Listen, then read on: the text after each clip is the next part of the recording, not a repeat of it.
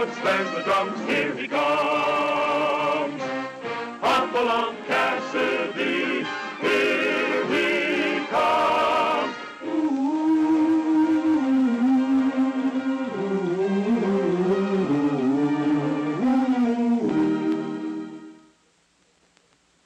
The desolate country between the National Gold Smelter Company and the town of Dorado was a fertile field for desperados. So far, the local sheriff had been unable to stop the marauders. Wagon after wagon was robbed after it left the smelter. Dorado had prospered because the gold shipments were handled by the local bank, but now it faced ruin. No wonder my friend Richard Wald, the president of the bank, had sent for me. I'd been through Dorado when it was a bustling community. Now it was almost a ghost town.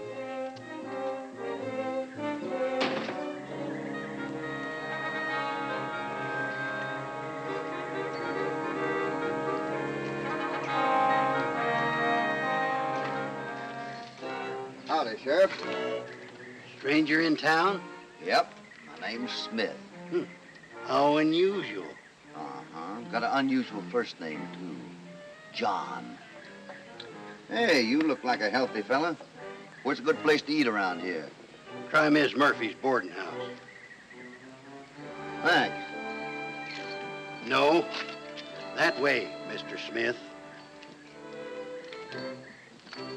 I've got other business here in town if you have no objections. Or are you the snoopy kind of sheriff?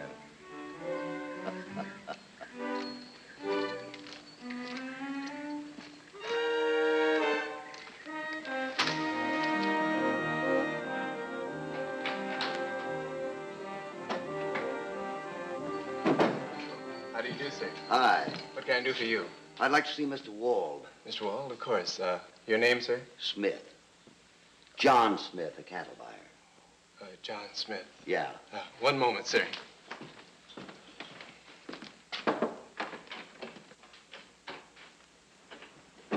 What is it now? Business is picking up. Mr. John Smith, a cattle buyer, wants to see you. Well, show him in. Yes, sir. And Don, Yes, sir. try not to act like you haven't seen a new customer for weeks. Yes, sir. Oh, come in, Mr. Smith. Thank you. Well, hello. Come in, Mr. Smith. That'll be all more. Glad to see you, Hoppy. Nice to see you. You're looking wonderful. That John Smith caught me unawares. It is rather an odd name. Well, let's get at this problem of yours, huh? And I have a problem, too. Come around here. Pull up a chair and sit down. Thanks.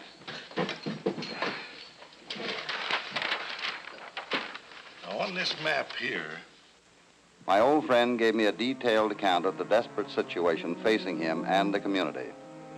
The National Gold Smelter was located in the midst of many small gold mines, practically every one of them individually owned. Wald's bank put up the money to build this smelter, a cooperative venture.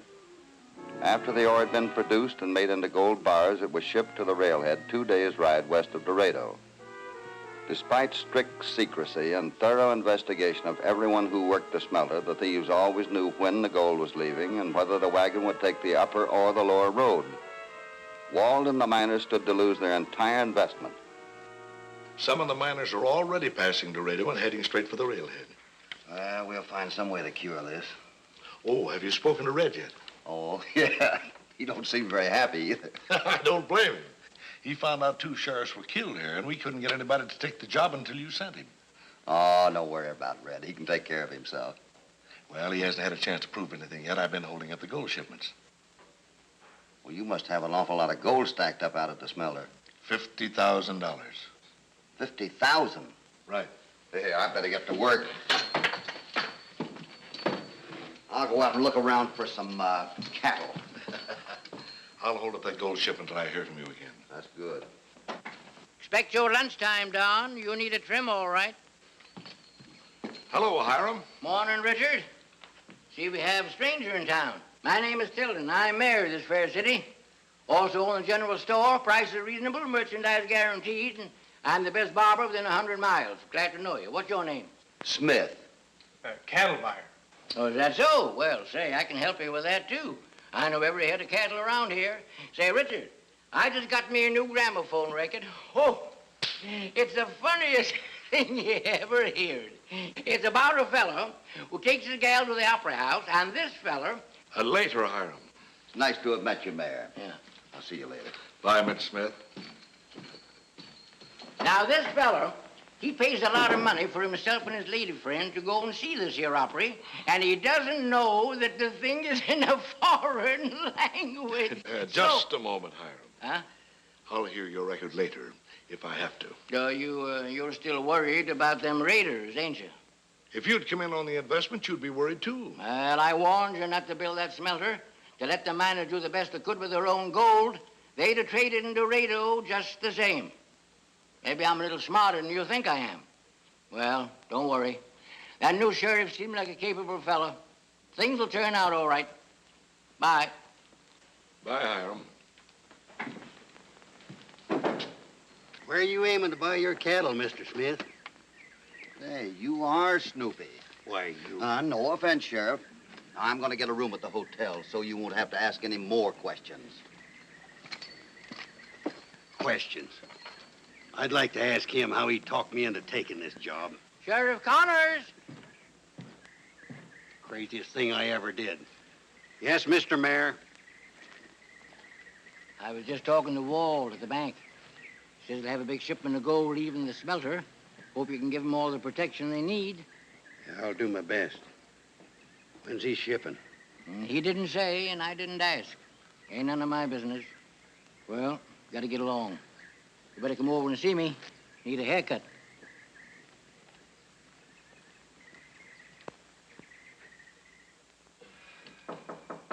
Yeah?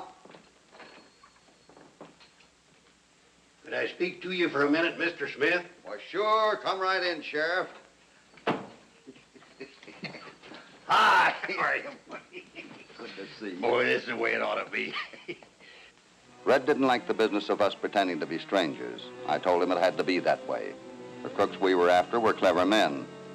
He'd been in town 2 weeks, hadn't found out much except the best place to eat, and the cheerful news that the last 2 sheriffs were murdered.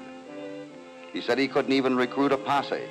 Everybody was scared to death. Have you checked on everybody at the smelter? All of them men of good character. Beats me how the information about them shipments leaks out. Who's in charge out there? There's a fella named Sid Michaels. I had a couple of talks with him, and he's just as worried as everybody else. The drivers and the guards on the wagons wouldn't be tipping anybody off. They'd be plumb fools if they did. Too many of them get killed. Not much to go on there. Where's your room? Just about 2 rooms down the hall here. We better not be seen together, and I'll get word to you if I want to talk to you. But Hoppy, can't we go on? And my name is John Smith. Remember that. Get out. And I'm Pocahontas. Get out.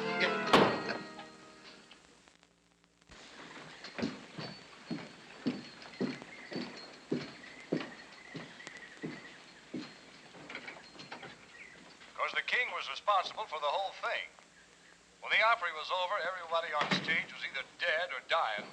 The boy and his gal were able to figure out that much, even though they didn't understand either.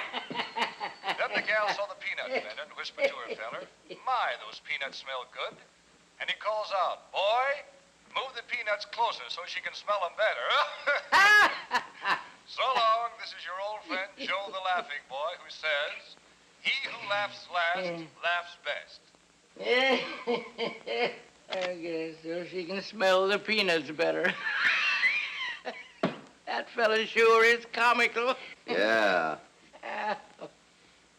Mr. Tilden, if you play that foolish record once more, I'll quit. Trouble with you is you ain't got no sense of humor. Mr. Smith, this is Miss Betty Black, the postmistress. How do you do? She'll give you your mail after she reads the postcards. Say, maybe I ought to make my own records. I'm sorry, Mr. Smith, but His Honor drives me crazy with those comic recordings. Well, we could have music or pretty singing on those records. But no, he has to hear Joe, the Laughing Boy. If I want pretty singing and playing, I'll do it myself. Now, what'll it be, Mr. Smith? Want me to tell you where to buy cattle? No, Well, do you want a shave or a haircut? not right now. Want to buy something? No, I just wanted to talk. Oh, well, in that case, you better come into the mayor's office. Now, tell me, Mr. Smith, what is it you want to talk about? I was talking to your sheriff a while ago. He seems like a nice fellow. He was telling me about the gold robberies. Oh, that Connors talks too much. You know, that's a bad habit a lot of people have. You're absolutely right. I agree with you. Our town's been ruined fast enough without driving away rich cattle buyers. Oh, well, his only concern seems to be that he can't get a posse together. Well, it has been kind of bad. But I'll get some men to ride with him. I'd go myself only for my game leg. Say, while we're talking, why don't I give you a trim?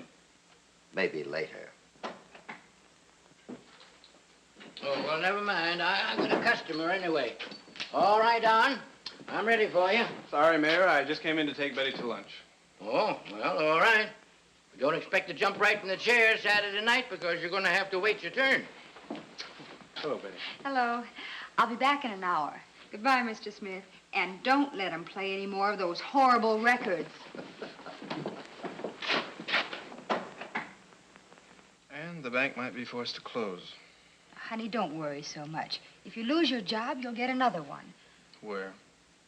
Mr. Wall can't help it if his bank is ruined. We'll never be able to get married now. Everything will turn out all right. You just wait and see. Betty, I'm desperate. I've got to figure out some way to get money.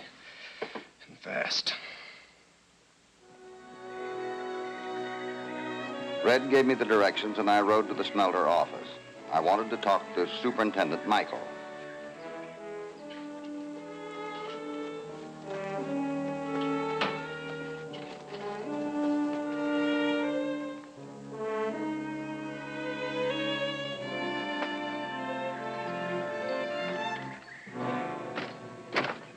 What do you want? My name's John Smith. I'm a cattle buyer. There's no stock within miles of here, so get going. But I'm lost. I can't help you, mister. This is a smelter office. Yeah, I saw your sign. There's two of them. That one over there says no trespassing. Now get moving.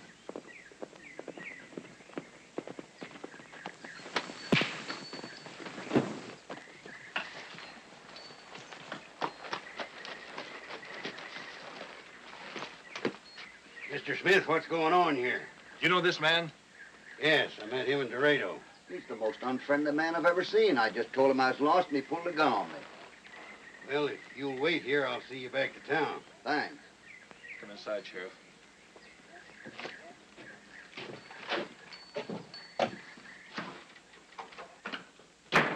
What's Wall got to say? Ship day after tomorrow, by way of the upper road.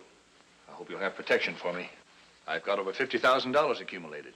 We only want you to send 10,000 through. Sort of a test run. I'll meet you with a posse at the Forks. Fine. What do you know about this fellow Smith? Who, him? Very little, but he has an honest face.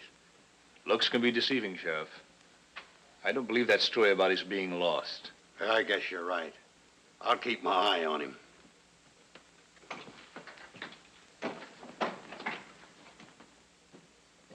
The following day, we started organizing a posse. I met His Honor and remembered his promise to get men to ride with Red. I also sent Red on down the street. Then the waiter says to the fella, with that parsley, it'll make it look prettier. So the fella says to the waiter, I don't care how pretty it is. I don't want any parsley on my steak. It's like kissing a cow. It don't mean nothing. Well, so long. This is your old friend Joe the Laughing Boy who says, he who laughs last laughs best. Don, don't tell me you like my last record. What's that, Mr. Tilden? Oh, the record. Yes, it's very funny. Well, I'm glad to see you showing a sense of humor. Well, I suppose it does help. Well, I'll have to be getting along now. Good day, Mr. Tilden. Mr. Smith. So long, Betty. Don, wait a minute. Well, I wonder what's the matter with him. Maybe he's behind in his work and Wall has built a fire under him. Well, he has been worried about his job.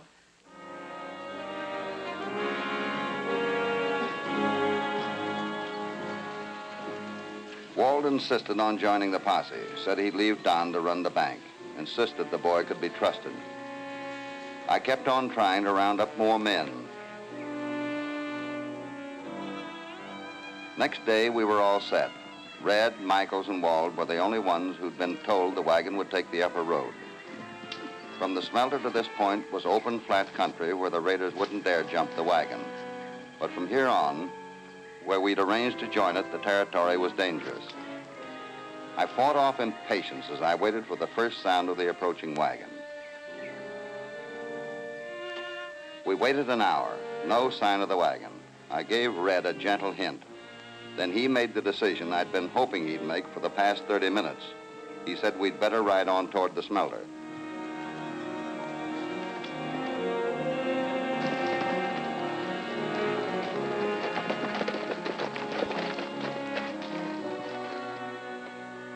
We backtracked 4 miles over the upper road, no sign of the wagon. I thought possibly Michael had misunderstood Red's directions, so we headed for the lower road.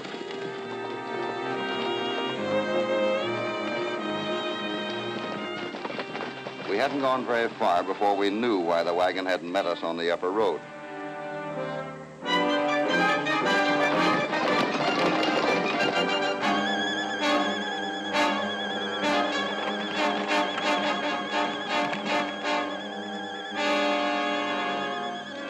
The 2 guards and the driver were dead. The gold shipment was gone. I looked around the ground. I found a trail, but it was too faint to do any good. I told Red and Wald to ride to the smelter and asked Michael why the wagon had taken the wrong road. I'd take the wagon back to town. The next day, Red and I headed for Michael's office. Michael had told Red and Wald he couldn't understand why the wagon had taken the wrong road.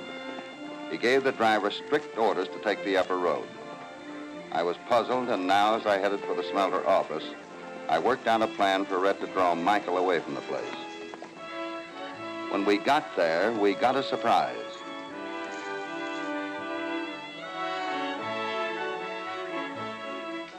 I see. Well, I'll have to be getting back now, Sid. I'll ride part of the way with you. I want to stop in and see Jim's wife. She's all broken up by his death. Sure.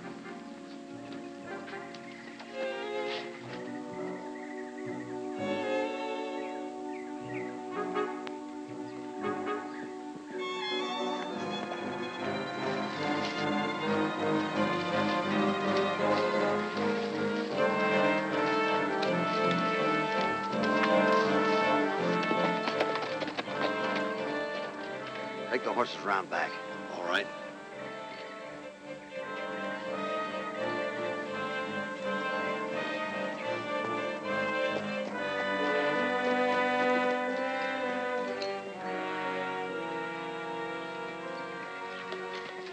This is working out better than I expected. You stay here and keep your eyes open. Sure, Hoppy. Smith.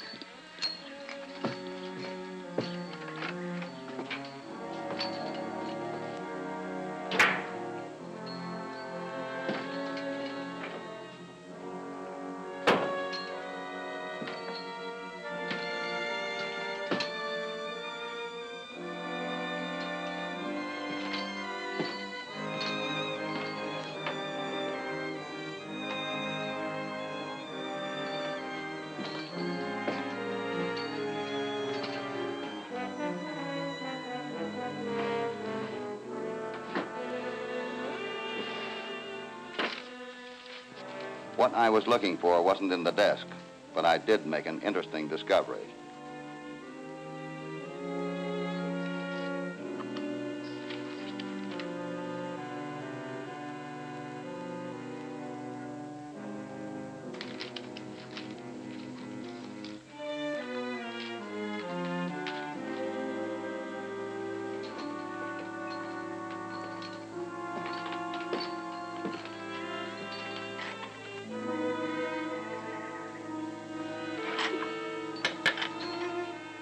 The cabinet held what I'd been searching for.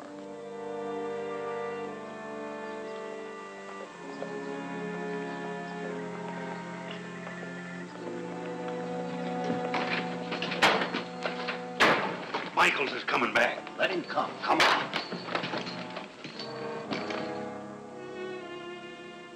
The crumpled piece of paper Don threw away, together with what I'd found in Michael's desk, helped me put the puzzle together. So those 2 fellas from the country stood around the streets of New York looking up at the top of all them buildings. One of them says to his friend, "Hank, look at them 2 flies guy's walking around there on the 8th floor. Hank answered, Clem, I can't see him, but I can sure hear the footsteps. Well, so long. This is your old friend, Joe the Laughing Boy, who says, he who laughs last laughs best.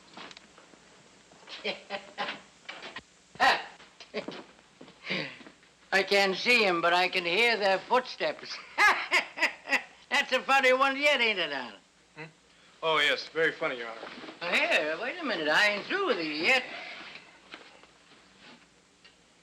Here you are. Thank you. So long.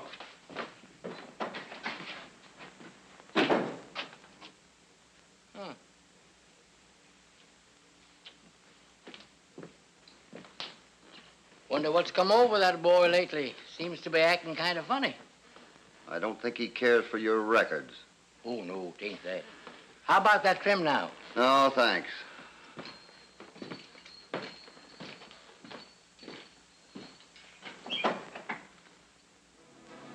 Three days later, a gold shipment of $40,000 left the smelter for the railhead.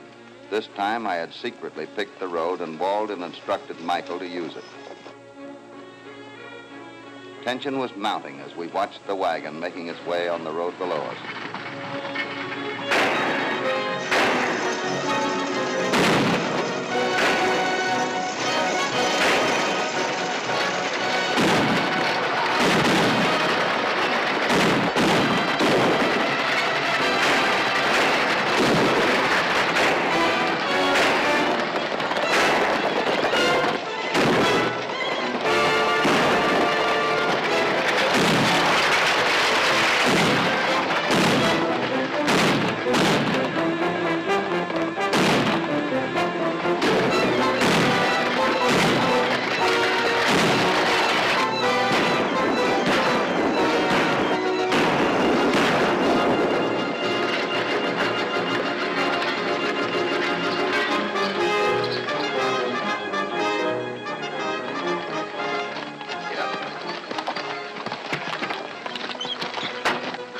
Get the guns away from him.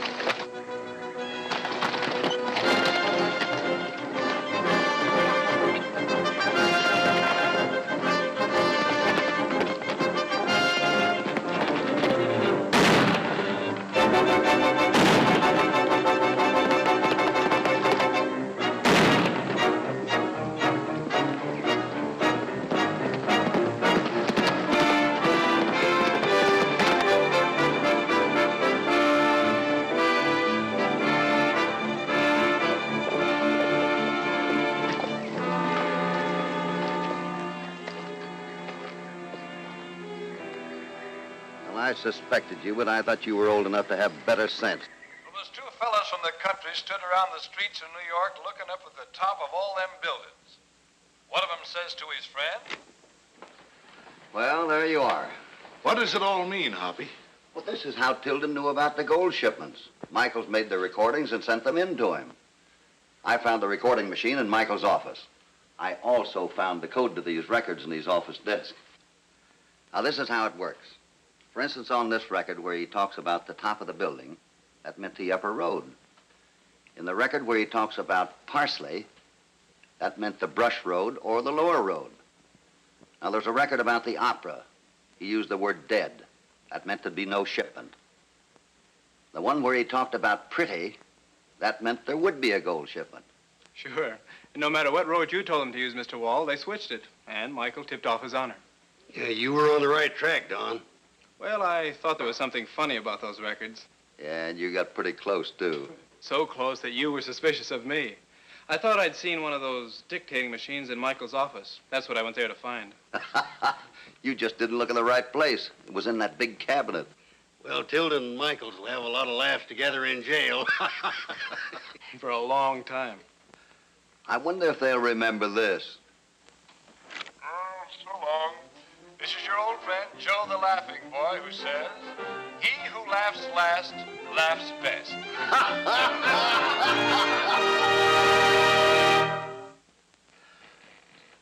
Hi, little partners. Have you been doing anything to help Mom around the house lately? You haven't. Let's do all we can to help her, huh? I bet you'll have fun doing it, and I know Mom will appreciate it. Will you do that for me? Until next week, so long, and good luck. There he goes on his way down the moonlit trail to where cowboys stray. Hopalong Cassidy, Hopalong Cassidy, he'll return soon again. There's no use to say goodbye until then. Hopalong, here he comes, here he comes. There's the trumpets, there's the drums, here he comes. Hopalong Cassidy, here he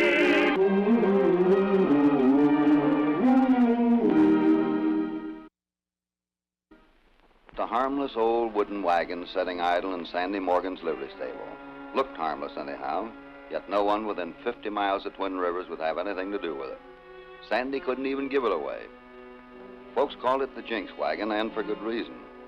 It had brought nothing but trouble and heartaches to anyone who had ever owned, ridden, or come in contact with it. The last owner had been killed trying to outrun a pack of renegades. Right after that, Sandy Morgan took over the wagon, but he knew better than to put it in operation. He just let it gather dust, using it more for storage than anything else. So the Jinx Wagon just sat there, out of trouble, until the night not long ago when the Twin Rivers Bank was robbed. The bank wasn't far from the livery stable, so it didn't take Sandy any time at all to realize what was happening. What he didn't realize was that the excitement in Twin Rivers that night was going to start a chain of events that would alter quite a few lives and put the Jinx Wagon back in business. Those saddle ponies, mister, shake them loose. Get them out back and make it fast. Give them a hand, but keep a gun on them. How's it look? It's fixing to be building, boss. Hurry it up. Give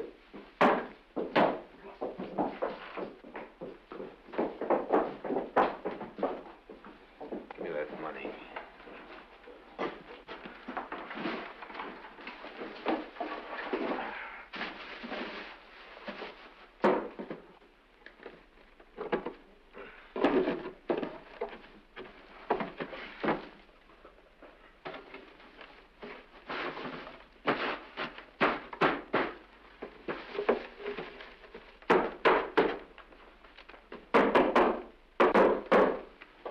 Somehow it just don't seem right, boss. Quit worrying. Without this satchel full of bank money, we can just be 3 cowpokes riding out of town. They'll stop us and search us, but they'll let us go.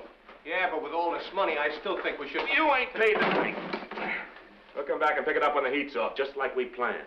What if someone comes snooping around or moves the wagon? The Jinx Wagon? Yeah, nobody will touch it. This money's safe like in a church. That's why I planned it this way. It'd take a hurricane to move this old wreck. Let's get out of here.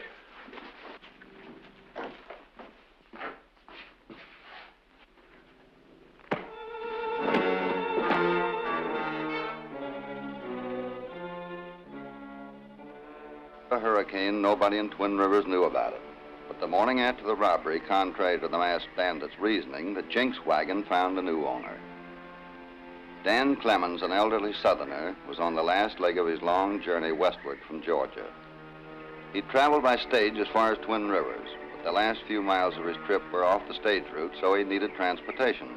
Sandy told him the story behind the Jinx Wagon, but Dan Clemons was not one for superstition. To him, a wagon was a wagon, so he went right ahead and bought it.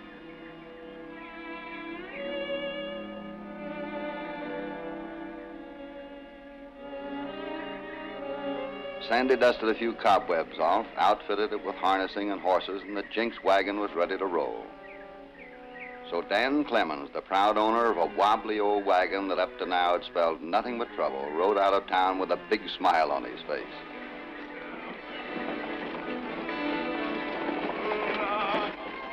Me and my saddle pal, Red Connors, didn't feel much like smiling, though, when we heard about the robbery and were asked to try and track down the thieves. We both had a little savings in the bank ourselves.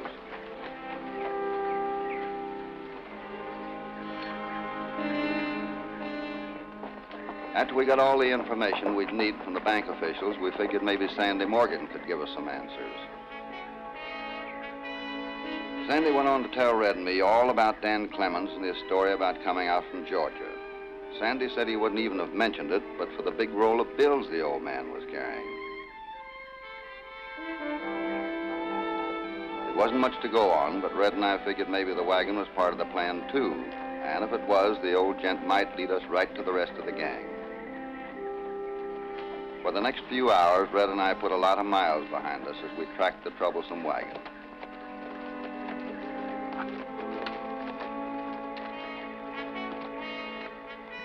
Wobbly wheels made the wagon tracks easy to read, and following had been no trouble at all.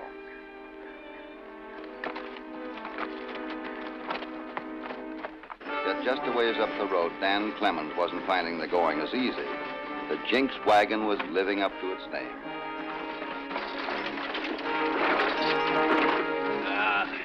If it wasn't for you, you cattywampus old wheel, I might have been to the outpost a long while back.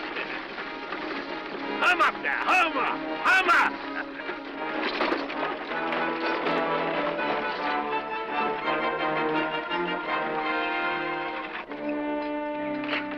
Dadgum my cats. I'll never see such a no-account coddly old wagon. You've been nothing but trouble to me ever since I met you. Yeah, you just old break.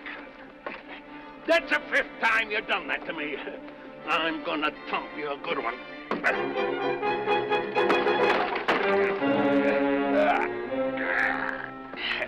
Dad down it old wagon.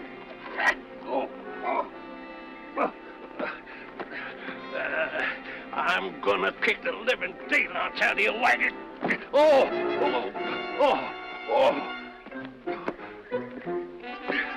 Now, you got me in a frenzy, wagon.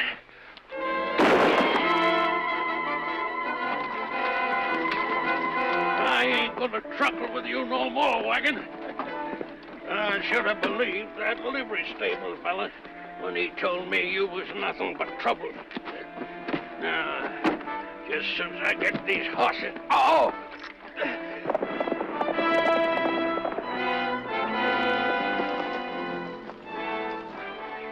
Hi there. Howdy, howdy.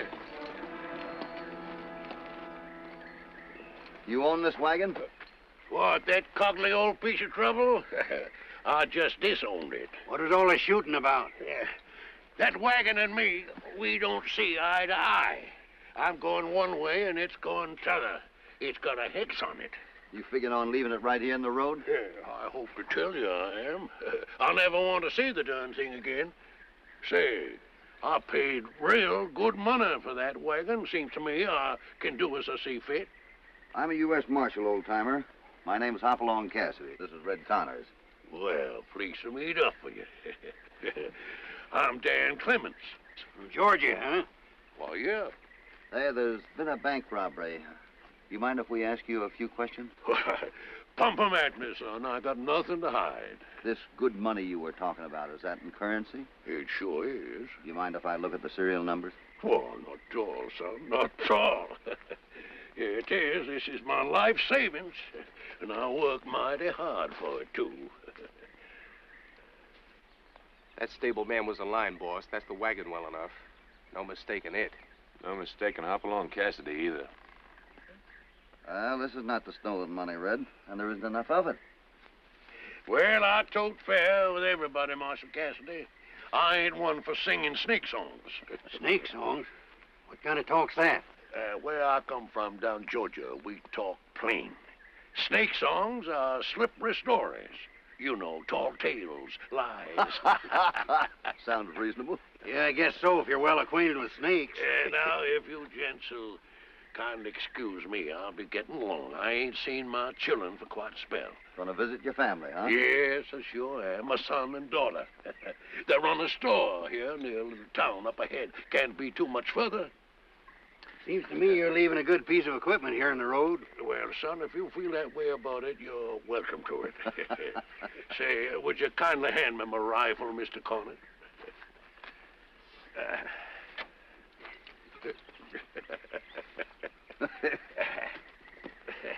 I better help you there, old-timer. Looks like you got a bad foot. Yeah, I got it. Trying to kick some sense into that confounded old wagon there. Give me your foot. There you go. Much obliged, Marshal. I must be getting old again. You're doing all right. Well, so long, gents. So long. Hum up there. Hum up. Old Dan was such a sorry sight moving down the road that Red and I figured when he cooled off later on, he might find use for the wagon. So knowing that the store Dan had mentioned was just a few miles up the road, we patched up the Jinx wagon and started pulling it. You and your great ideas. Come on, let's take the wagon away from him. Trying to take it away from Hopalong Cassidy don't exactly strike me as a bright idea. Well, what do you suggest? Just sitting here watching all that cash roll away? Don't talk stupid. We'll follow him, find out what he does with the wagon. Can't plan to take it far. Too bad the old man didn't keep it. He'd have been a pushover.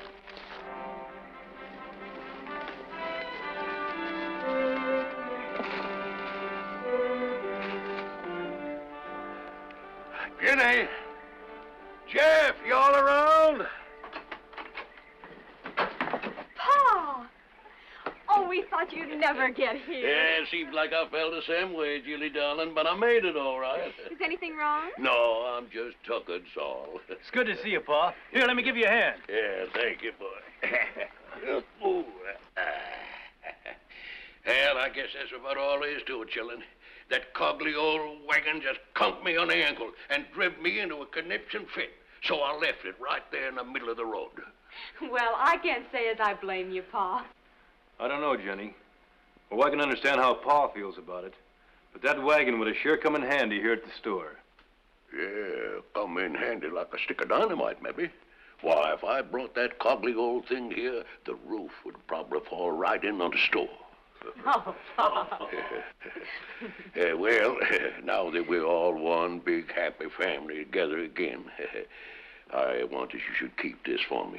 It ain't much, but I thought it might come in handy. Most $3,000 in that. And Jeff, would you fetch this someplace where it's nice and snug? I'll put it in the safe, Pa. Say, it's a lucky thing that Jinx wagon didn't run away with your money, too, eh, Pa? Yeah. Say, sounds like you got yourself a customer.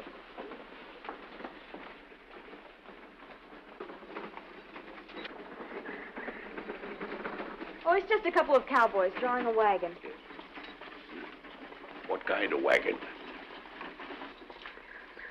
It's just an old wobbly one. What, darn my cats. That's it. Them cowboys are bringing that wagon here. Hey, take it easy, Pa, your foot. Foot, my foot. I tell you, in for a heap of trouble you keep that thing here. Yeah. Oh, Jenny. Well, you must be the Clemons. Yes. I'm Hopalong Cassidy. This is Red Connors. Howdy. Pa's told us all about you fellas. I told you I didn't want that dog-count wagon, Marshal. I thought maybe he'd change his mind. You know, with a little bit of work, that wagon could be fixed up as good as new. Oh, he's just upset. He'll get over it. Won't you come in? Well, thank you kindly, ma'am. Just a minute. We still have work to do, or have you forgotten? Oh, why, shucks, no, Hoppy. Tain't me that's weary. I was just thinking of the horses. Oh, the horses, huh? All right, maybe they should have a little rest. Well, hi, Dan. Marshal. How's the foot? Fair to middling. Till you brought that spooky wagon here, now it hurts like blazes. You and that wagon. Hey, that's pretty swollen. No, it ain't nothing. It ain't nothing at all, Marshal. Well, that's enough to make a cripple out of you if we don't do something for it. I better get you to a doctor. Oh, nonsense. Ah, we'll put you right in the wagon and everything. Marshal, not in that darn wagon again, please, now. All right. Well, then we'll put you on Red's horse. Come on, Red. That's just as bad. Come on. Here we go. I finally got him on Red's horse, and we were on our way to the doctor.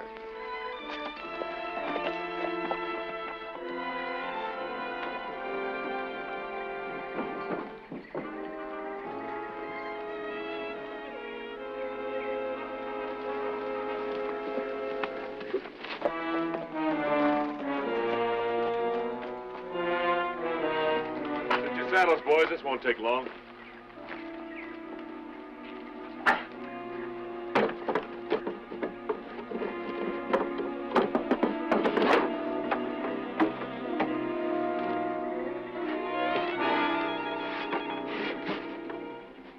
What's wrong, boss?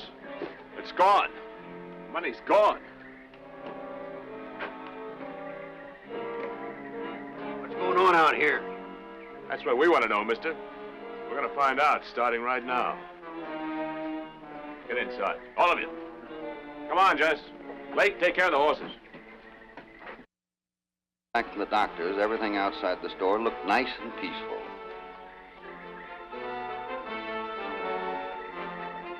I noticed the horses in front, but just figured the store had some customers.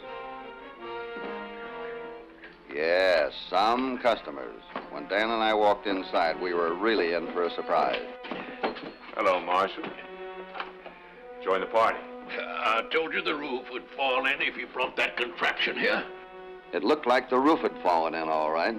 And while one of the gunnies tied me up, Red was talking a mile a minute, telling me all about the Jinx Wagon and the money the bank thieves had hidden.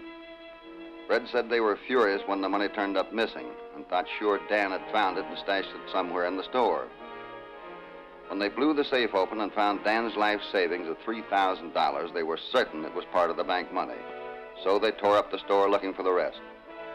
When they didn't find it, they figured Dan must have the rest of the money on him. So they just settled down to wait for his return. You're pretty foxy, huh? No talking. Let's see if you got any of that cash on you.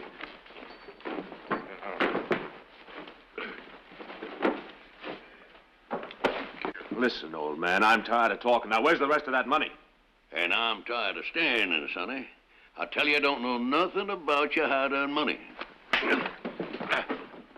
Where is it? You're a fearsome cuss, ain't you? Go ahead, chunk me. I still don't know. You'd better know or I'm gonna kill you.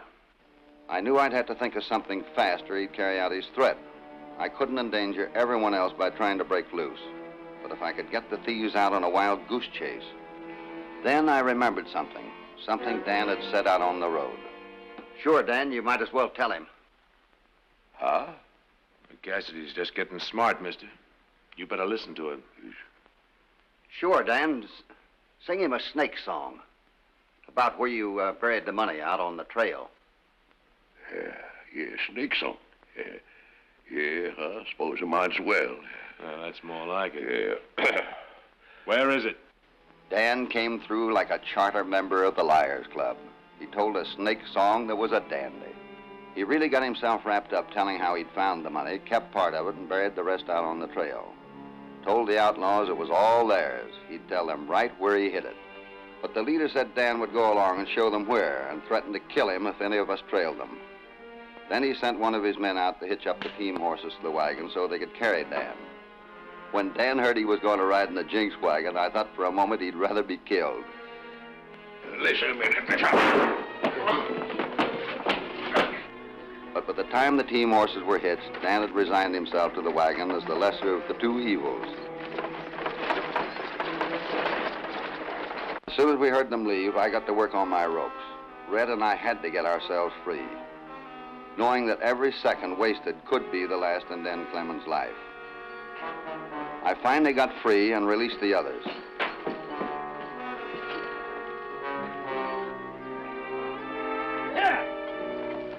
Then Red and I raced out on the trail of the wagon. Knowing Dan couldn't stall forever, we raced against the time the bank thieves would realize Dan didn't have the slightest idea where the money was.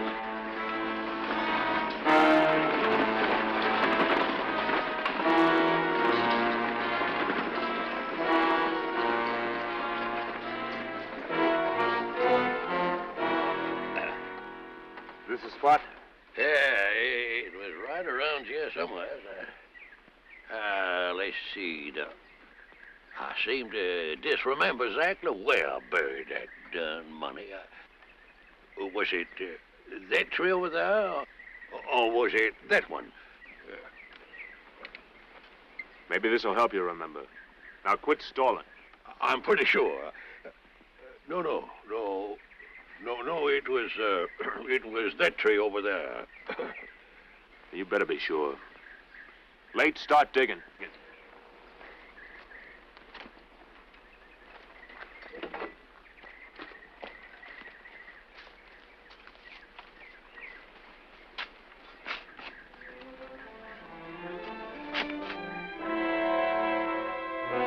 We spotted the wagon up ahead. I motioned Red to follow me, and we circled quietly toward a small hill behind the outlaws.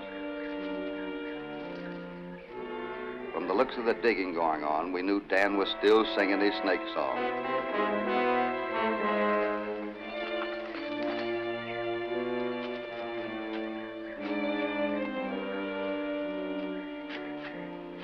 All right, the treasure hunt's over.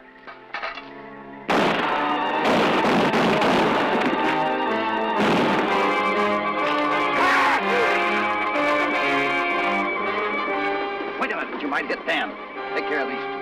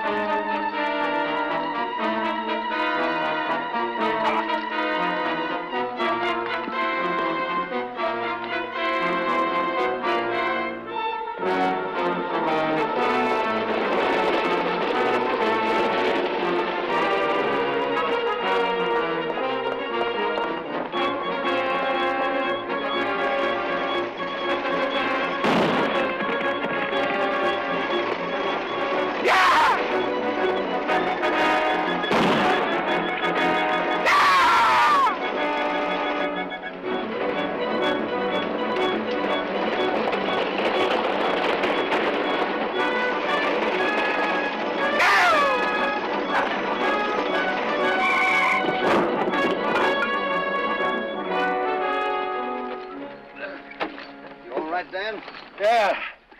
You bet your sweet life. I'm mighty glad you made it, though, son. I was pretty near running out of snake songs. You did fine. So did the old Jinx Wagon. Yeah, that old brake slipped shut just pretty as you please. Say, you just trundle that piece no account in the wagon. I think maybe I can drive it back as far as the store, anyhow. Good. We'll go back and pick up the other two and get them on their way to jail. Yeah.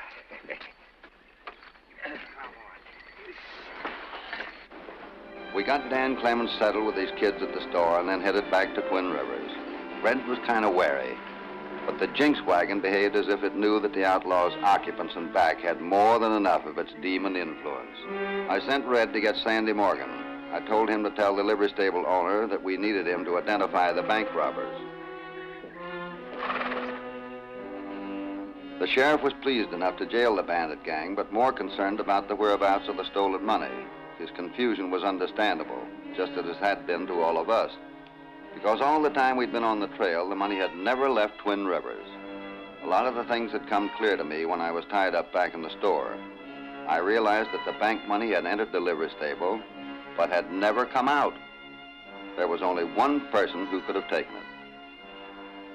Sandy Morgan, the wistful little stable owner. Red had caught him just as he was boarding a stage out of town. Actually, Sandy had put us on a trail that led only one place, right back to him. Where's the money?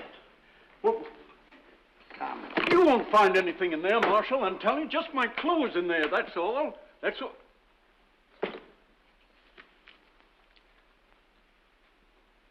Well, this is the money, all right, Sheriff. The serial number's checked. You want to tell us about it, Sandy? Well, when they rode off that night, I noticed they didn't have that leather satchel with them they came in with. And when I saw the straws and the cobwebs disturbed on the Jinx Wagon, well, it didn't take me long to find out the hiding place. All right, Sheriff, he's all yours. So Sandy Morgan, who thought he'd outwitted everyone, also fell victim to the curse of the Jinx Wagon. So long, Sheriff. Don't overfeed him.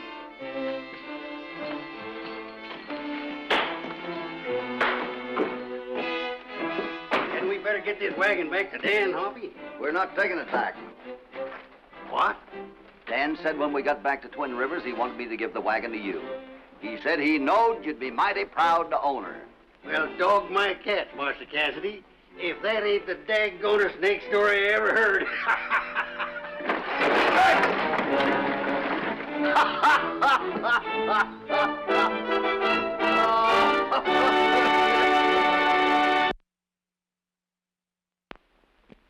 Hi there, little friends. This is just a thought about guns. I was doing a scene one time in one of the pictures, and the boy that was working with me was twirling his gun on his hand and playing with it. I said, "What are you doing with that gun, Lucky?" He said, "I was just playing with it." I said, "Those things are not to play with. They kill people. So watch your guns, children. Be careful with them, won't you?" There he goes on his way down the moonlit trail to where cowboys race. Hopalong Cassidy, Hopalong Cassidy, he'll return soon again. There's no use to say goodbye until then. Here he comes, here he comes. There's the trumpets, there's the drums, here he comes. Hopalong Cassidy, here he comes.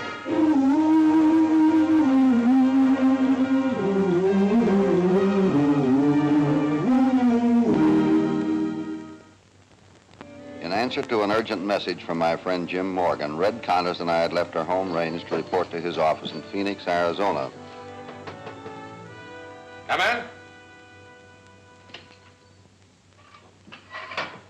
Glad to see you, Hoppy. Hiya, Jim. You know Red Connors? Yes, of course. How are you, Red? Fine, fine. Have a seat, huh? Thank you very much. What's your problem here? I want you to do a job for the government, Hoppy. A very, very tough one. I'll do anything I can. I was sure you would. That's why I sent for you. You know the Yellow Sands Desert pretty well, don't you? Do we know it? 300 square miles of blistering sand and rock. Not a drop of water in the whole blasted place. Right. And an ideal place for someone wanting to commit mass murder. Here's the story, Hoppy. It wasn't a pretty story. 4 weeks ago, in the very heart of the Yellow Sands Desert, a prospector had come across the bodies of 6 men, all dead of thirst and robbed of their valuables. Investigation had proved that the dead men were aliens without the necessary papers to enter the United States. And that's not the half of it. 10 days ago, a work party repairing a telegraph line came upon the bodies of 12 more men in exactly the same place. All illegal entries, I suppose. Yes, same pattern. A man couldn't live out there in that heat without water. Why, it'd be a plumb fool to go out there without at least 3 canteens full. There wasn't one canteen among them, Red.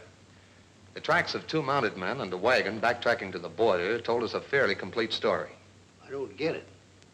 Well, it's pretty obvious, Red. There are thousands of people south of the border just waiting and willing to pay good money to get into the United States.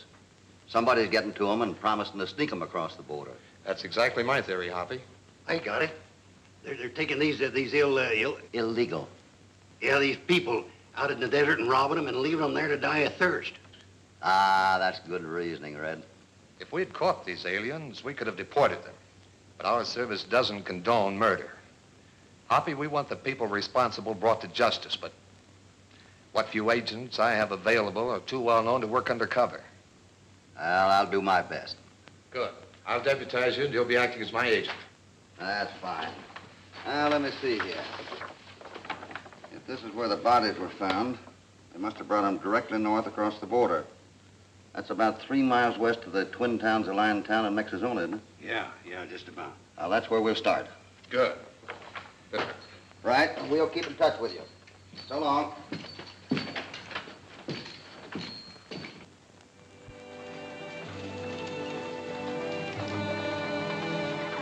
The twin towns are side by side, the one main street of Liontown becoming the main street of Mexizona at the border.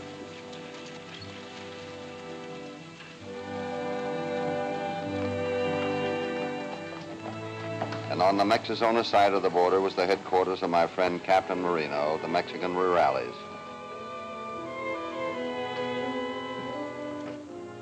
I had told Captain Marino of my mission here on the border, and that since I was going to work undercover, I was going to let it be known that I was working on a survey for a railroad. Do not fear me, amigo. I will keep your secret. But further than that, I can be of little assistance officially. We have a law against the aliens crossing to your side of the border. Oh, I know that. I guess I'll just have to catch the men I'm after in the act of taking somebody across the border. But so long as I'm starting from scratch, You know of anybody that might be a suspect? Quien sabe? In these border towns, there are many men who would do anything for money. But this I can tell you. 3 nights ago, 8 Chinese who were working in the nearby mines disappeared without leaving a trace. And I think I know where they can be found. Can you supply me with a pack horse and some water? Certainly, Senor Cassidy. This time, the border runners might leave a clue, something we can follow. We had started out late, so we could cover as much of the desert as possible during the cooler hours.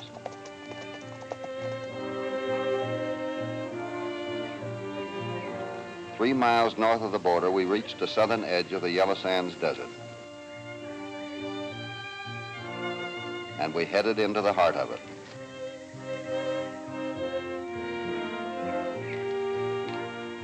Within an hour after sunrise, we were in the very heart of the desert. Somewhere out there, I was sure we would find what we were looking for.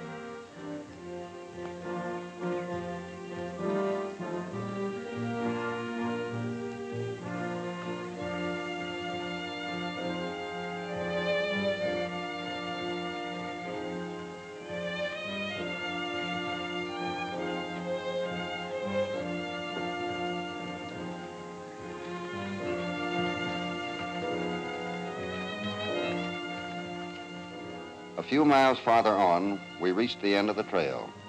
Scattered in the hot sands were the bodies of the Chinese. The hot sun and thirst had done their ruthless job. But one of them had tried to leave a message.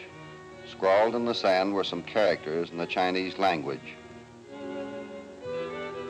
I copied the characters as carefully as I could.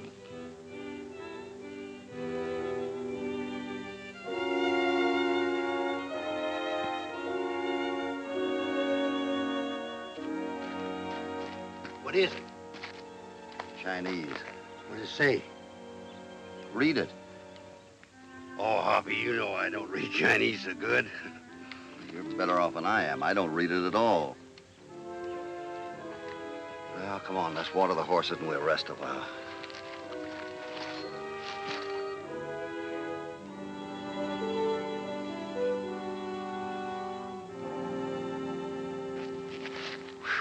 Gosh, it's hot.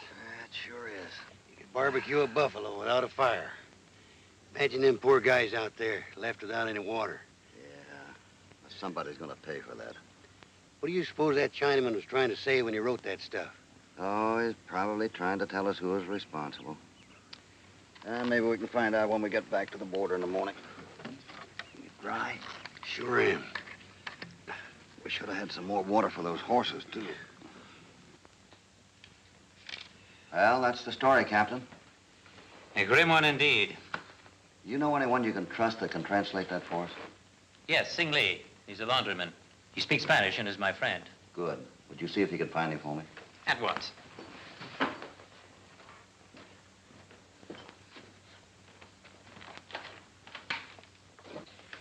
He says, white man with limp who speaks Chinese, betrayer. Gracias, Sing. Well, that's very simple. Now all I have to do is find a lame white man who can speak Chinese. You have my sympathy, mi amigo. A man of that description is not here in Arizona. Well, I guess all we can do is go across the border to Linetown and see what we can find there. Thank you very much, Captain. Hasta la vista.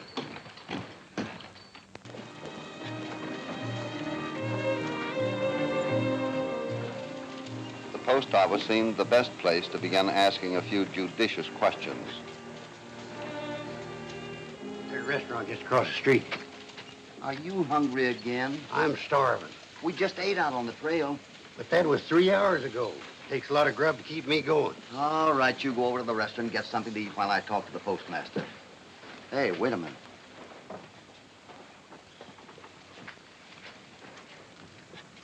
Who does that look like over there? The man talking to the window washer. Why, that's Cal Foster.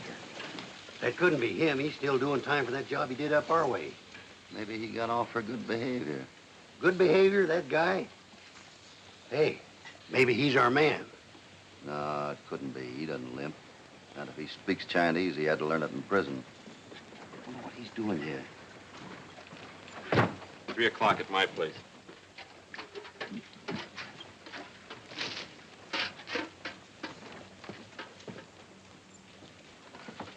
If you're looking for trouble, Cassidy, come and get it. Hold it, Red. Take it easy, Foster. Put up your gun.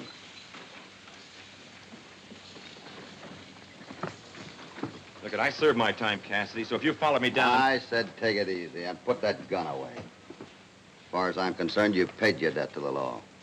Oh? What are you doing here? I'm here on business. The Arizona and Eastern Railroad's putting a spur line down through here. I'm just waiting for the surveyors to get in. I'm going to act as their guide.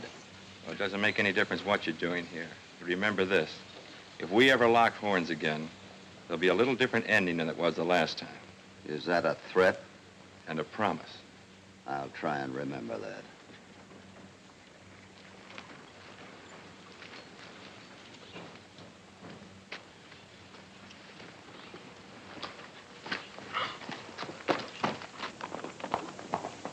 Oh, Mr. Cassidy, sir.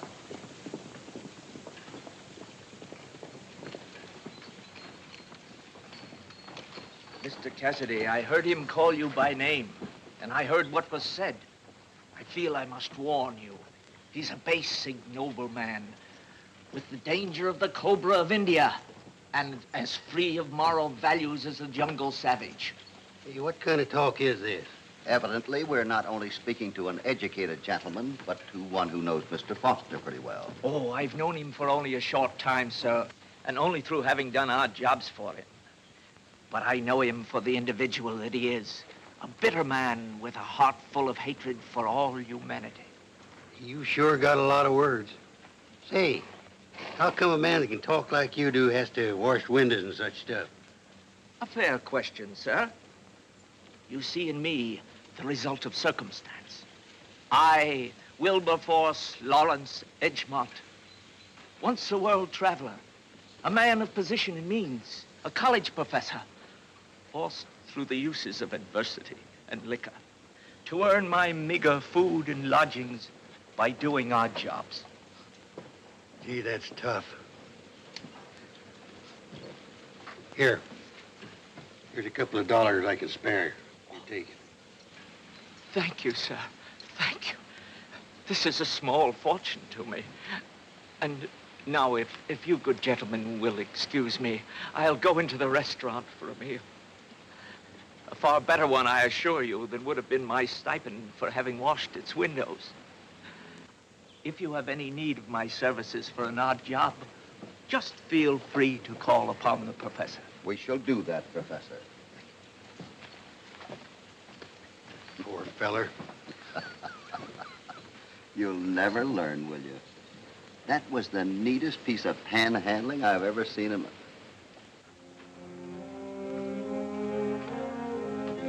Hey, you see what I do? I don't see nothing. He's got a limp.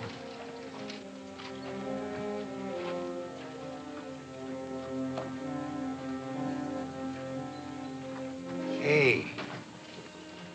Hey, this may be only a coincidence, but I want you to stay here in town and watch every move he makes. Where you going? I'm going over and see Captain Marino. I want to get some information. Keep your eye on him.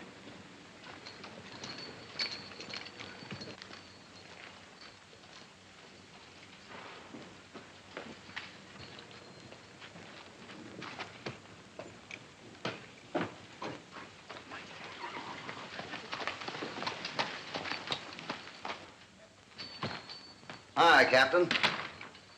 I hate to make a nuisance out of myself, but I need some information. You never could be a nuisance to me, senor. Sit down. What is it you wish? I know you're trying to find out as much as you can about strangers that settle here in this community. What do you know about this Cal Foster? He was released about 4 months ago from the New Mexico State Prison. He has a small ranch 5 miles south of here where he buys and ships hides. Among us, he has given no trouble. And the man who calls himself the Professor? There is little to tell about him except what he himself says. He is obviously what you call a drifter. He came to Line Town about 3 months ago. In his spare time, he collects rocks and plants on one side of the border as well as the other. He's supposed to be a little loco. Yeah. This might be only a hunch, but I wish you'd send a telegram for me through your headquarters in Juarez. Gladly. Write it out. The telegram I wrote was to the warden of the New Mexico State Prison. I wanted to know if the professor had spent any time in prison while Cal Foster was there. An hour later, there was an answer.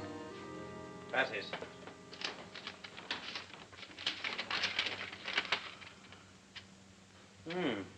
Very interesting.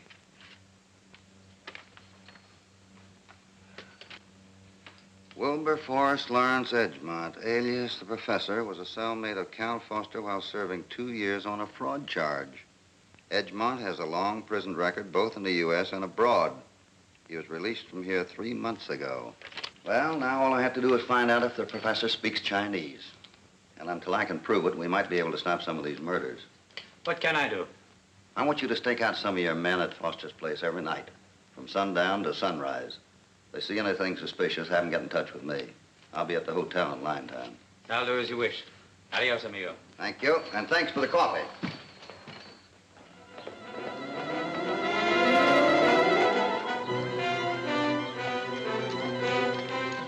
Professor crossed the border and headed south on the road. I'll make a bet he's on his way to Foster's place. We better follow him. Come on.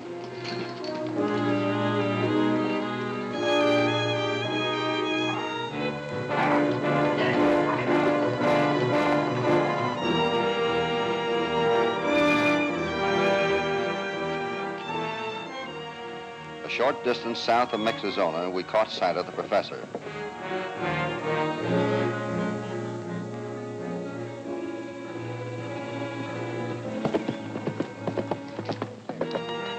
Keeping out of sight ourselves, we trailed him to a small ranch house just off the road.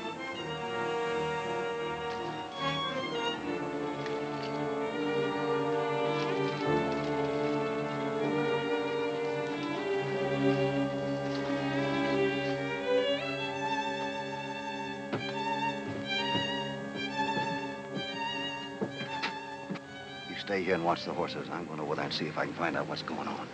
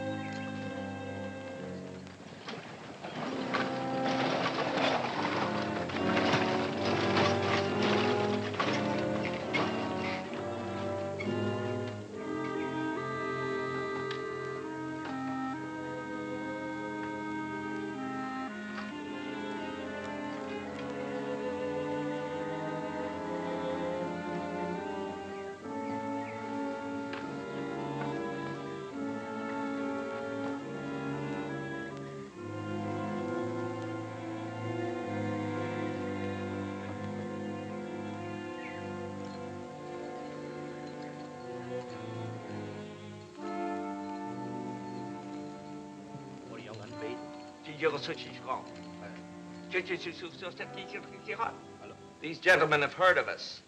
They are anxious to be smuggled across the border to San Francisco. I've told them we have the means of doing exactly that. For a consideration, of course. 5,000 Mexican dollars now, and 5 more when they're safely delivered. They've agreed to our terms. Well, you don't have a thing to worry about. 你要钱从而代付? I'll do the dividing later when we have it all. You can take the boys into the back room, and after dark, we'll deliver them across the border as usual, under a load of hides.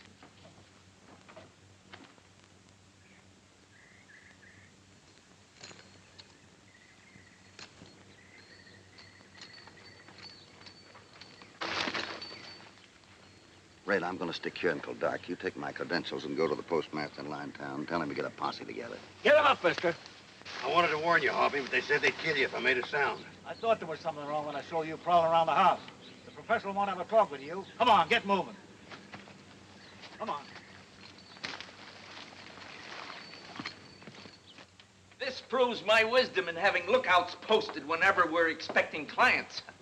So, Mr. Cassidy, now you're an officer in the Immigration Service. Cassidy, I've been waiting a long time to meet you on even terms. What do you mean, even terms?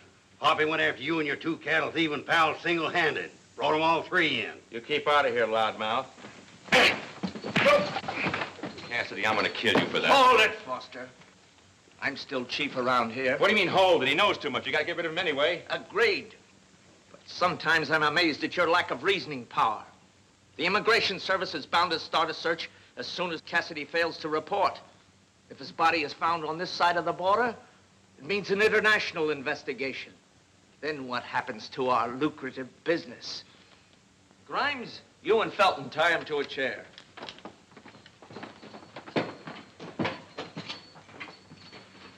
What plans do you have in getting rid of him? Simple.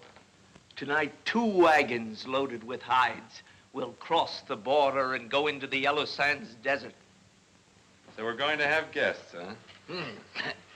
Well, it's almost time to start moving out. Come on, all of you. We'll load the other wagon. We're going to have a nice long ride, Cassidy.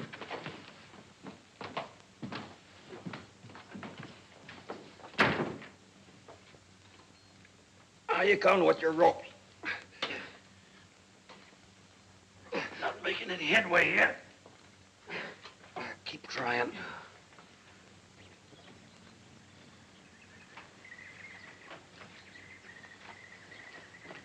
Manuel! We're going to use your wagon, too, so load your hides back on.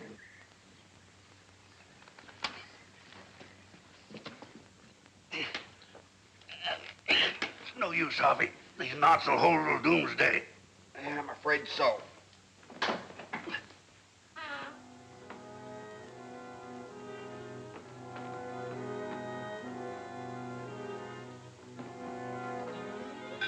The Chinese in their thirst had given me the one chance in a million.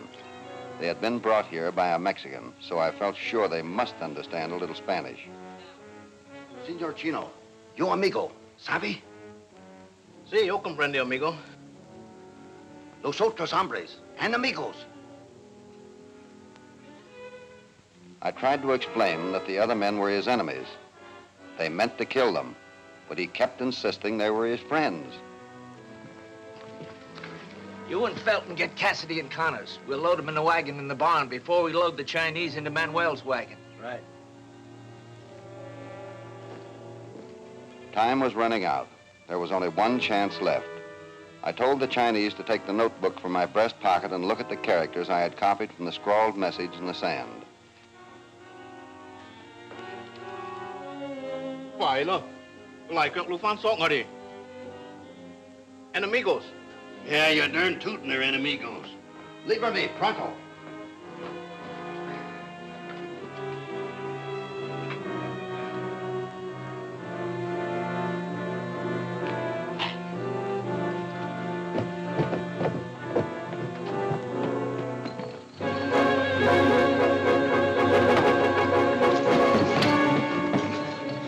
How you doing, Red?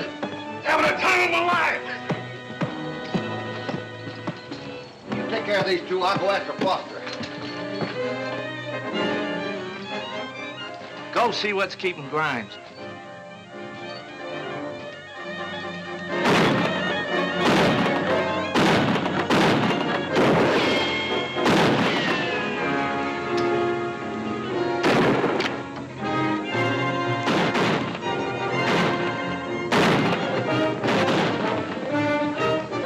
Hang on, Senor Hoppy. We're with you.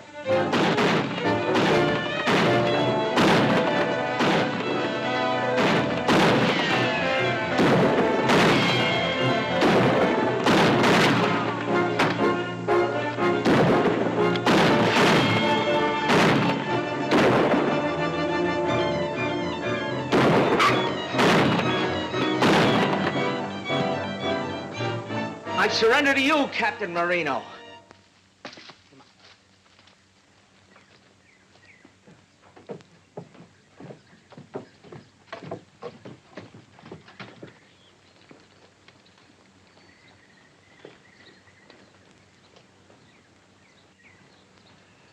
I think these two Chinese have learned a lesson without any further punishment, don't you?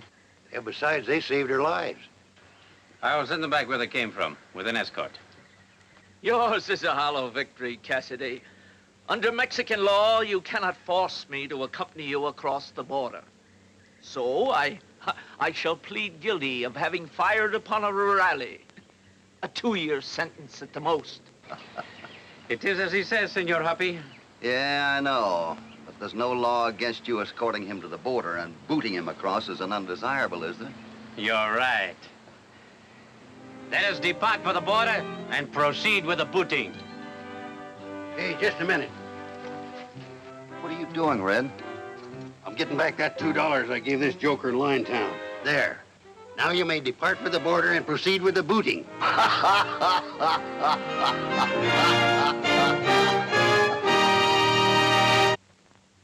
Hi there. You know there are certain laws that are made to protect all of us, but we must do something to help about that protection. Oh, here's a thought that might help prevent an accident. Help other people protect you.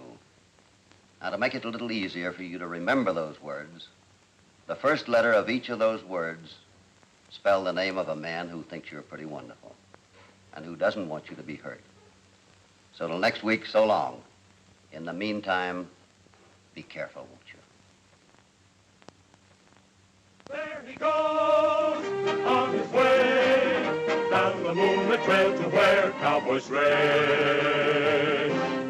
Hopalong Cassidy, Hopalong Cassidy, he'll return soon again.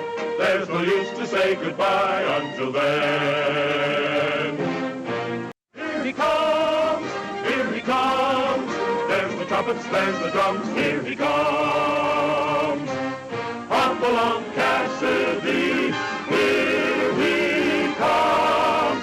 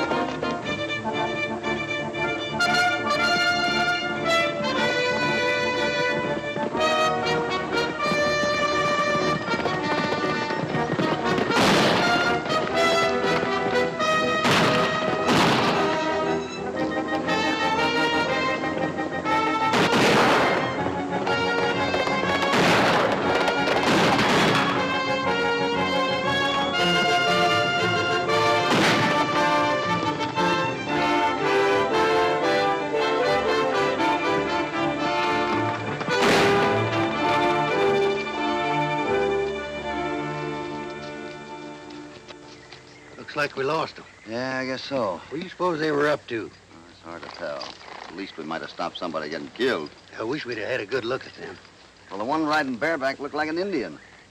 I ain't so sure, Hoppy, but I think I saw him on the bar 20 this morning. On the bar 20? Yeah. I hollered at him and he took off like a scared jackrabbit. You ride on into town and get the supplies. I'll meet you there. I'm going to see if I can't pick up a trail. Don't you want me to go with you? I think I can manage. Somehow. Oh, Hoppy.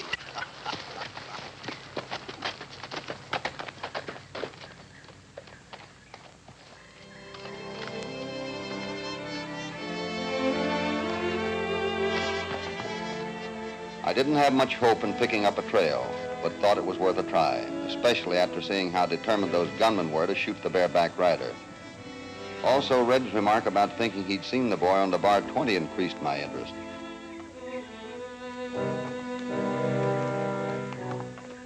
I wondered why he'd been hanging around and why he'd ridden off in such a hurry when noticed.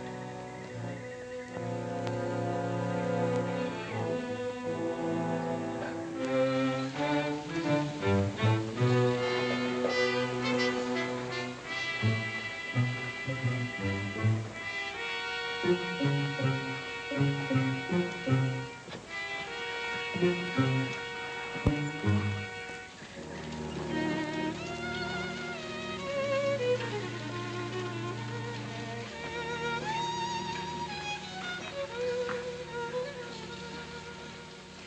hotline of the fair one is very strong.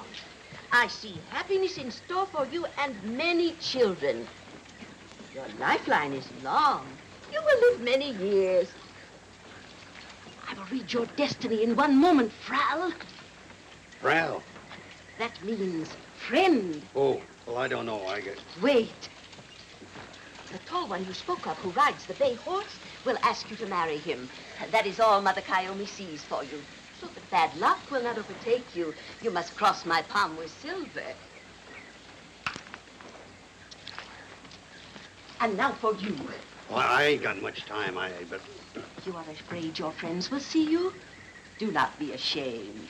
I have read the palm for many wise men, just like you. Sit down. Well, maybe just a quick look. You have a very interesting palm. I do? Yes. You are a bachelor, and you eat much. How did you know that? It's in your hand. I see you and a man on a white horse riding to a strange adventure. I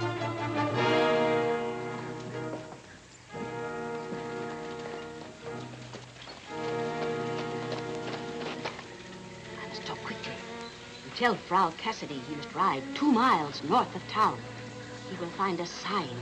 What are you talking about? Why should I tell you? Shh, quiet. Deliver my message and say to him, Calvato. Good things will come to you. I see love in your heartline. To keep the evil spirits away, you must cross my palm with silver. Oh. There you are. I sure don't want to get into any trouble. 1,000 thanks. Remember what Kayomi has said to you. Yeah.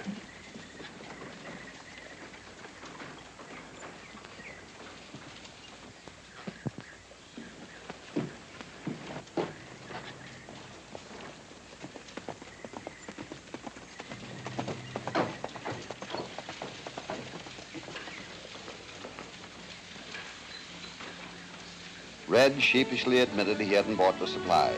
He'd wasted his time having his fortune told. He started telling me what the old gypsy woman said.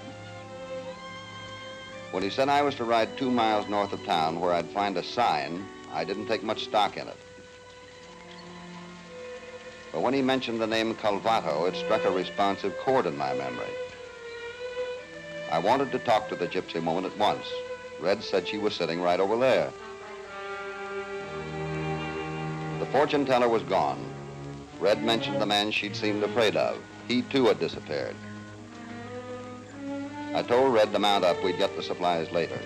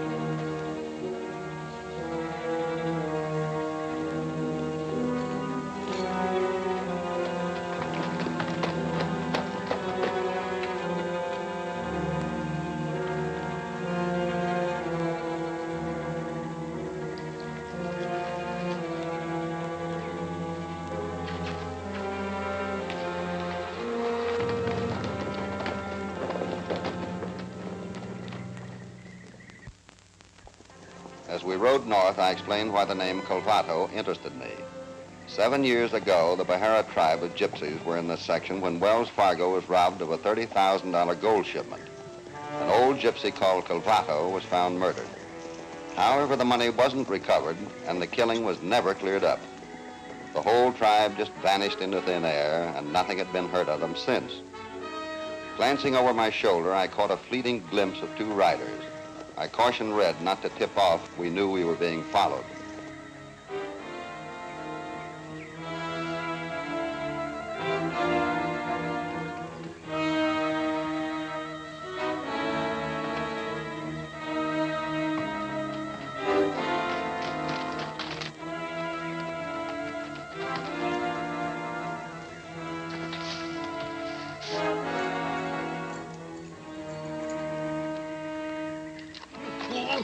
Let's get out of here. Again, we didn't get a close look at our good friends, but I was reasonably sure it was the same two men we had seen chasing the bareback rider, and Red thought the smaller one was the man he'd seen on the street.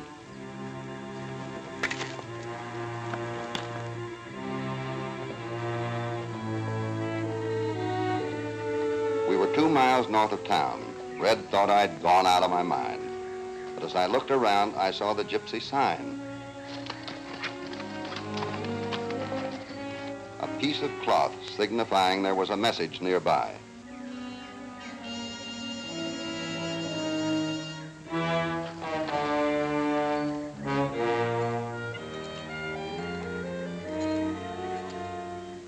I knew what we'd find near that bush. I showed it to Red. The twigs pointing to the right indicated a turn in that direction. If the long side of the twigs were to the left, I would have turned that way. The 3 stones told another message. The first stone was a larger one. It meant I would be received as a friend. If this stone were smaller than the other 2, it would mean danger. The 2 stones farthest to the right designated a distance of 2 miles to be traveled before I reached my destination.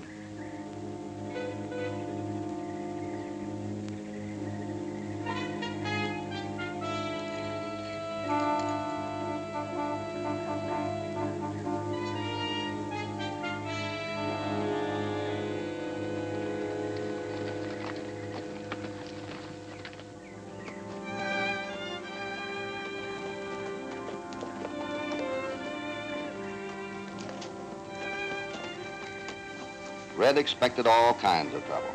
He thought if anyone wanted to see us so badly, they should be there to welcome us. However, I had an idea the gypsies were near and would soon show themselves.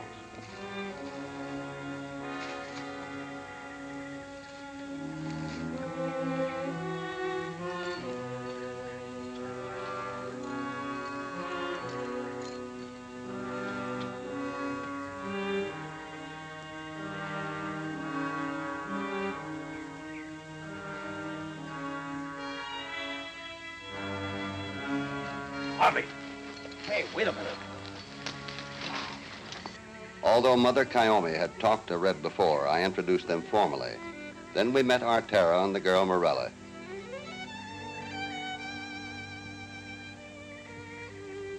Artera was the son of Calvato, the man suspected of the Wells Fargo robbery. For the past 7 years, the boy had been in bondage to Lasho, king of the Bahara tribe. According to their laws, he had to work out his bondage to pay for the disgrace his father had brought upon the tribe. 2 weeks ago, Artera became of age. He ran away with Morella and the old woman. Morella and Artera were to be married, but they couldn't enter into a marriage ceremony until the boy cleared his father's name. My father did not steal the $30,000. Before he died, he whispered to Mother Kyomi that he'd taken the money from the real robbers and intended to return it to the rightful owners. Arturo's father could not tell me much, except that the money was buried on your property and that he had left a sign. Did he have any idea who it was? He did not live long enough to give me a name. Mother Kyomi and I violated tribal laws, running away with Arturo. But I would rather die under King Lasho's whip than to be separated from Arturo. You will help us. Of course I will. They try, Frau. You knew my father? I knew him very well. He was a good man. He did not steal.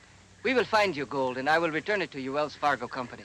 Doggone it, Arturo. Why haven't you done something about this before? Red, he's already told you. These people live according to their own laws. Hey, where is King Lasho and the rest of your tribe now? Many miles from here. A 5-day ride. And who were those 2 men you were running away from this morning? I do not know. They followed us soon after we left. We'll keep an eye on them.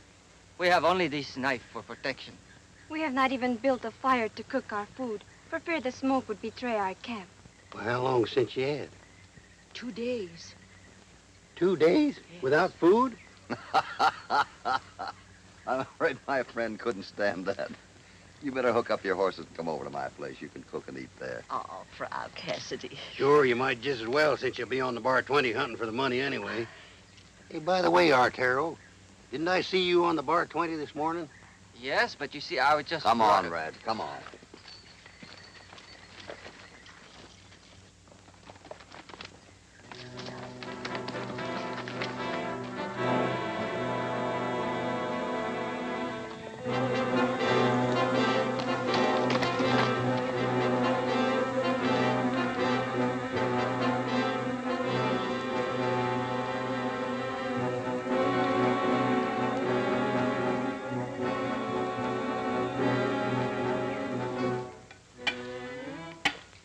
Some potatoes. A little more there. Just a minute. More potatoes, Mose. Them gypsies sure have funny notions, don't they? Well, that might seem funny to you. What a good it did to bring them over here. Well, they figure so long as Arturo has a spell on him, it'd bring him bad luck if they came into the house. Bad luck or good luck didn't affect their appetites any. Nor yours either. I'm going over and see Mother Caomi. I haven't the slightest idea what kind of a sign she's looking for to find that money. Come on. Be with you as soon as finish these potatoes. If they don't finish you.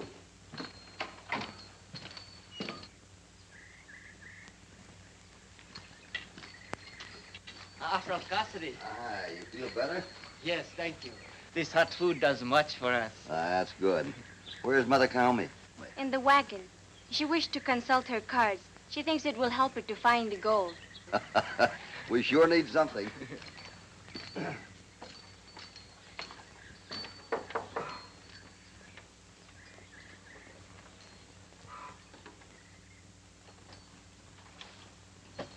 The cards tell me nothing. Ah, that's what I wanted to talk to you about. About finding a sign that may indicate where that money is hidden. There must be a curse upon us. Oh, but there can't be. You're only trying to right a wrong. You have great wisdom, Frau Cassidy. Tomorrow morning, I'm going to send Red out with you. I want you to search every tree and every rock. Colvato must have left a sign that you can understand. We will do as you bid. But are you not coming with us? I'll be riding nearby. I still have an idea that those men will be around watching every move you make. But we are on your property. Yeah, but a few fences won't stop those killers. You are a good man. The blessings of our people will be upon you. Thank you.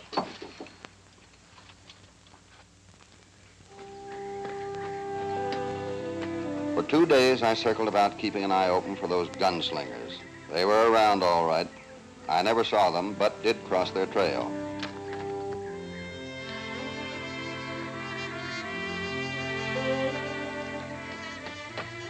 They had been joined by a third man whose horse left a peculiar track.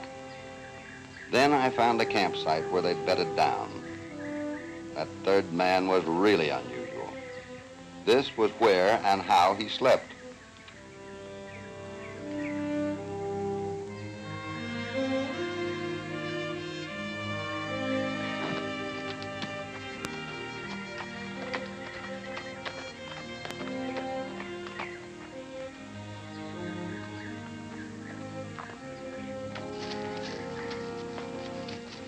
Hey, Hoppy!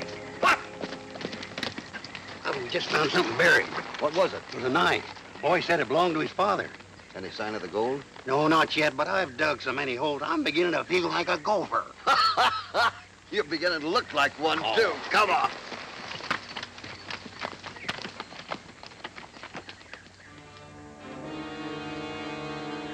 I would know that dagger 100 years later. He is right. The dagger was Calvato's. I have seen it many times. Find any other sign? Nothing. Well, we better keep working.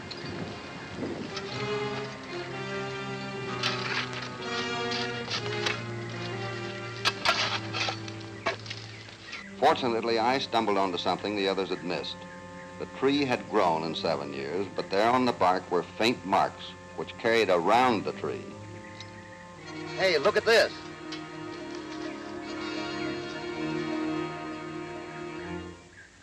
I showed the gypsies the outline Colvado must have cut in the bark when he buried the money. Mother Kaomi excitedly interpreted the sign at once. The gold was buried under the tree, all right, but on the opposite side.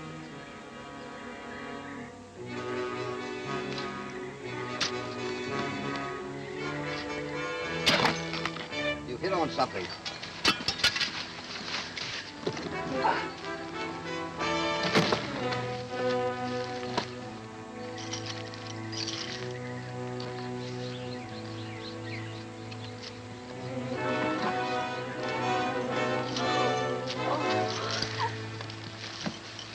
At last, I can return this money and save our names from disgrace. Oh, Arturo, I'm so happy for you.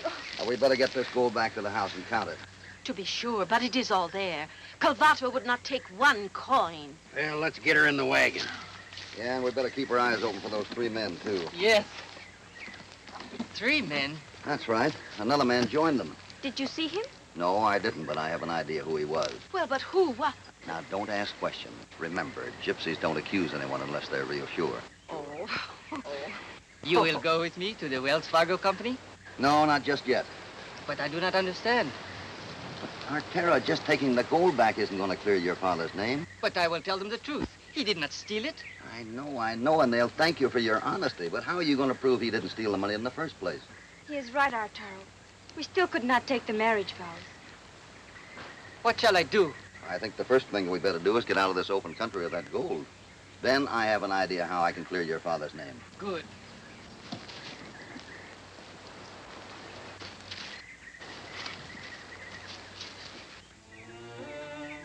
We gave the gypsies plenty of supplies, then loaded the boxes and sent them on their way with our best wishes.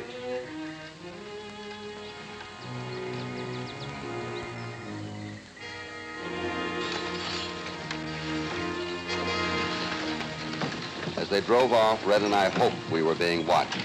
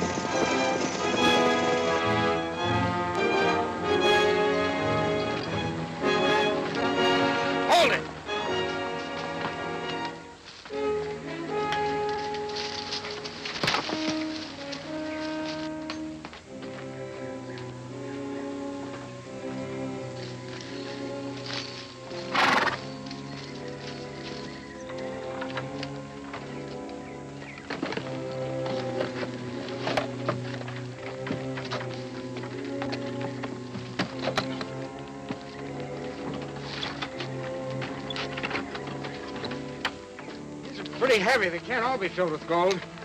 Better send him back here, and you keep your eye on the gypsies. Jeff wants you.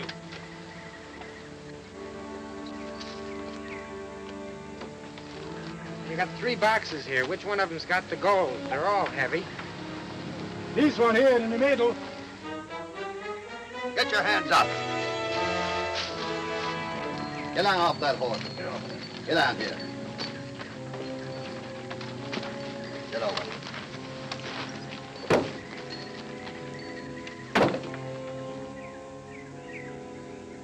King Lacho. I had an idea you were the one back of this. You hired these two gunnies here to follow this boy around so you could get your hands on this gold again. Isn't that right? Yes. There were only 3 people that knew anything about where this gold was or what kind of a box it was in. The Wells Fargo Company, this boy's father, and you. When you came in here and picked out the right box, I knew you were the one that originally stole it. And just to make you feel real good, there's no gold in any of the boxes. They're filled with rocks. So you stole the money and killed my father? Well, the old fool, he wanted to return it. So I killed him when he refused to tell me where he hid it. Wait a minute, Arturo. We'll let the law take care of him. Yes, Frau Cassidy. All right, get on your horses. Goodbye, Hoppy. Goodbye, Red. I hope you can come to the wedding festival. We're gonna try to. Thank you for everything. To try, Frau. And a long life to you, Mother Kyle. Yes, goodbye, friend. Goodbye. Bye. Say, Hoppy. Yeah? How did you know the 3rd member of that gang was a gypsy? I found where he slept. Oh, yeah. I don't understand. They're very superstitious people. When they sleep on the ground, they put little twigs all around them. Keeps the evil spirits away. Oh, yeah. I don't understand. Come and get it! That you understand, don't you? Let's get it.